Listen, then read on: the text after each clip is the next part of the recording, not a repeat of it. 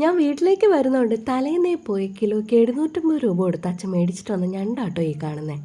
എൻ്റെ ഫേവറേറ്റ് ആയതുകൊണ്ട് തന്നെ കിലോയ്ക്ക് റേറ്റ് കൂടി നിൽക്കുന്ന സമയത്താണെങ്കിലും അച്ഛനത് മേടിക്കും. കല്യാണത്തിന് മുന്നേ വരെ എനിക്ക് ഞണ്ടിനോട് വലിയ പ്രിയമൊന്നുമില്ലായിരുന്നു. നമ്മുടെ ഈ ട്രിവാൻഡ്രം സൈഡിലോട്ട് ഞണ്ട് കൂടുതലും ഞാൻ തേങ്ങ അരച്ചിട്ടുള്ള കറിയായിട്ടാണ് കൂട്ടിയിട്ടുള്ളത്. ഇവിടെ അമ്മ ഞണ്ടിന് നല്ല മപ്പാസ് വെക്കും. അടിപൊളി ടേസ്റ്റാട്ടോ. അപ്പം ഞാൻ കരുതി നിങ്ങൾക്കും കൂടെ ആ റെസിപ്പി ഷെയർ ചെയ്യാമെന്ന്. ഉരുളി ചൂടായി വരുമ്പോഴത്തേക്കും നല്ല വെളിച്ചെണ്ണയിൽ കടുക് താളിച്ച് ഇഞ്ചിയും വെളുത്തുള്ളിയും പച്ചമുളകും സവാളയൊക്കെ ചേർത്ത് നന്നായിട്ട് വഴറ്റിയെടുക്കുക. ഒരു ഗോൾഡൻ ബ്രൗൺ ആയിട്ട് വരുമ്പോഴത്തേക്കും നമ്മൾ അരിഞ്ഞു വെച്ച് തക്കാളിയും കൂടെ ചേർത്ത് വീണ്ടും നന്നായിട്ട് വഴറ്റുക. എല്ലാം നന്നായിട്ട് സോട്ടായി കഴിയുമ്പോഴത്തേക്കും നമുക്ക് നമ്മുടെ കഴുകി വൃത്തിയാക്കി വെച്ച് ഞണ്ട് ഇതിലേക്ക് ചേർത്ത് കൊടുക്കാം. ലേശം മഞ്ഞൾപ്പൊടിയും കൂടെ ചേർത്ത് അതിനെ നന്നായിട്ട് ഇളക്കുക. ഇനി അടുത്തതാണ് മെയിനായിട്ടുള്ള കാര്യം, തേങ്ങാപ്പാൽ. ഒരു മുഴുവൻ തേങ്ങയുടെ 1/4 പാൽ 2/2 പാൽ എടുത്തിട്ടുണ്ട് കേട്ടോ.